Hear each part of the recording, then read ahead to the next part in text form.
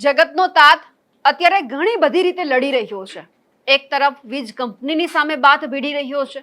વીજ કંપની છે જ્યાં ખેડૂતો છે એમની જમીન બગાડી રહ્યા છે, પૂરતું વળતર નથી મળતું, ખેતરમાં મોટા ખાડા કરી રહ્યા છે એટલે જમીન બગડી રહી છે. પોતાના ખેતરને બચાવવા માટે અત્યારે ખેડૂત મેદાનમાં છે. બીજી બાજુ હવે વાવણીનો સમય છે અને જ્યારે આ વાવણી થઈ જશે, પાક એ તમામ જે ખેડૂત છે લઈ લેશે અને પછી જ્યારે વેચવા માટે જશે ત્યારે પણ સરકારની સામે લડશે કે પૂરતો ભાવ આપજો. ક્યાંક વન વિભાગની સામે પણ ખેડૂત લડી રહ્યા છે. હજુ કેટલી બધી વખત ખેડૂતોને લડવાનું છે, ખેડૂતોને ક્યાં સુધી સહન કરવાનું છે, તેમને લઈને અવાજ ઉઠાવ્યો છે ગોપાલ ઇટાલિયાએ. નમસ્કાર, આપ જોઈ રહ્યા છો નિર્ભય ન્યૂઝ અને હું છું આપની સાથે રિદ્ધિ. મોરબીના જેતપર હોય કે પછી સુરેન્દ્રનગરનું કોંઢ હોય, અને એ પહેલા આપણે જોયું કે દ્વારકા હોય કે પછી કચ્છ હોય, અલગ અલગ વિસ્તારના જે ખેડૂતો છે એ ક્યાંક પ્રાઇવેટ કંપની છે તેમની સામે લડી રહ્યા છે. સરકાર એકદમ મૌન છે, સરકાર કઈ જ જવાબ આપવા નથી માંગતી. સરકાર શું કરી રહી છે ખેડૂતો પણ નથી સમજી શકતા. હવે જ્યારે ખેડૂતો અલગ અલગ મુદ્દાને લઈને લડી જ રહ્યા છે ત્યારે વધુ એક મુદ્દો એવો સામે આવ્યો છે અમરેલીથી કે જ્યાં અત્યારના જે ખેડૂતો છે, જે ખેત મજૂરો છે, તે પણ ક્યાંક જે વન વિભાગ છે તેમની સામે લડી રહ્યા છે.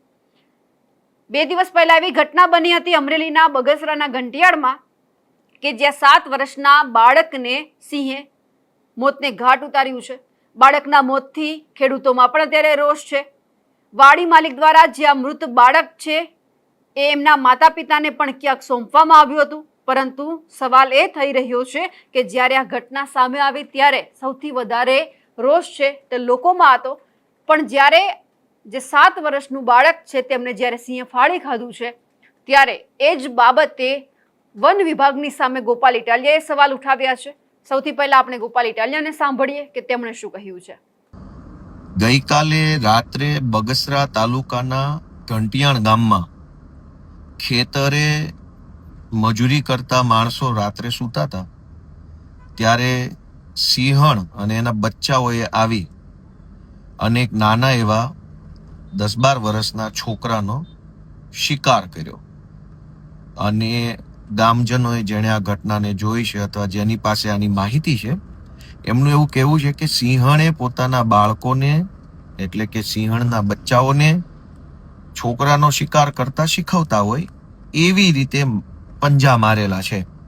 એટલે ખાઈ જવાની દાનતથી નહીં, શિકાર કેવી રીતે કરવો એની ટ્રેનિંગના ભાગરૂપે પંજા માર્યા છે પીઠ પાછળ અને અન્ય જગ્યા ઉપર.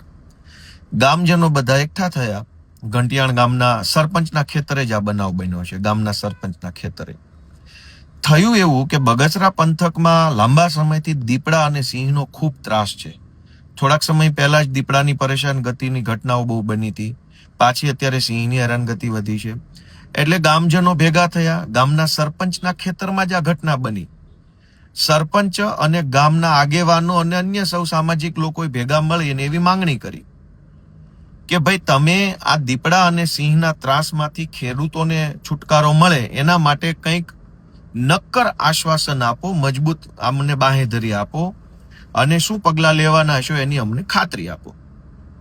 તો વન વિભાગે ખાતરી આપવાના બદલે ખેડૂતો સાથે દાદાગીરી કરવાના ઉદ્દેશ્યથી જે છોકરાને સિંહે મારી નાખ્યો છે એ છોકરાને બિનવારસી બતાવી દીધો. આખા બગસરાને ખબર છે કે આ છોકરો ઘંટિયાણ ગામના સરપંચના ખેતરે કામ કરે છે, એના માતા પિતા પણ ઘંટિયાણ ગામના સરપંચના ખેતરમાં કામ કરે છે, એ બધા ત્યાં હાજર છે સ્થળ ઉપર. એ મરનાર છોકરાના પરિવારના સભ્યો હાજર છે, ગામના સરપંચ હાજર છે, ખેતરના માલિક તરીકે સરપંચ પોતે છે. છતાંય પોલીસે વન વિભાગે બિનવારસી લાશ બતાવી અને એનો જબરજસ્તીથી દાદાગીરીથી નિકાલ કરવાની કોશિશ કરે છે. ગુજરાતના ખેડૂતો ક્યાં ક્યાં લડશે?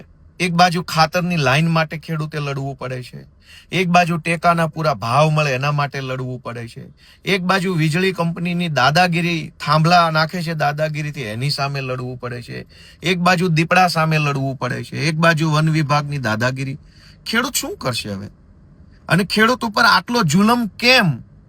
સરકારમાં બેઠેલા માણસોને શરમ આવવી જોઈએ. અને અમરેલી વન વિભાગના અધિકારીઓને વિનંતી છે કે ખોટી દાદાગીરી ન કરવી. બાળક જે છે એની ઓળખ છતી થયેલી છે, બિનવારસી નથી. ઘંટિયાણ ગામના સરપંચના ખેતરમાં એમનું મૃત્યુ થયું છે સિંહને શિકાર કરવાના કારણે, અને એનો પરિવાર હાજર છે.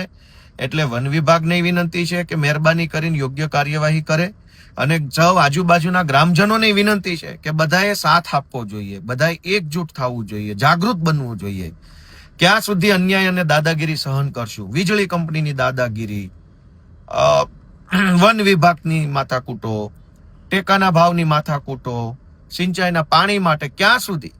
તો બધાને મારી નમ્ર વિનંતી છે કે બધા જાગૃત બને, અને ઘંટિયાણ ગામે જે સિંહ દ્વારા શિકાર કરવાનો ટ્રેનિંગ આપવાની જે ઘટના બની છે પોતાના બાળકોને, તે તો કુદરતી રીતે એ શીખવાડે છે, એમાં સિંહને આપણે કંઈ કહી શકતા નથી. પણ સિંહનું ધ્યાન રાખવા માટે જે નોકરીએ લાગ્યા છે એ વન વિભાગને આપણે કહેવું જરૂરી છે. તો સૌ ગ્રામજનો જાગૃત બની અને ઘંટિયાણ ગામના સરપંચ અને ગામના આગેવાનોને સપોર્ટ કરે એવી મારી લાગણી છે. હવે જે અમરેલીમાંથી આ ઘટના સામે આવી અને ગોપાલ ઇટાલિયાએ જે સવાલ ઊભા કર્યા છે તેમને લઈ આપ શું માનો છો? કમેન્ટ કરીને ચોક્કસથી જણાવજો. સાથે જ અમારી નિર્ભય ન્યૂઝ ચેનલને લાઇક, શેર અને સબસ્ક્રાઇબ કરવાનું ભૂલશો નહીં. નમસ્કાર.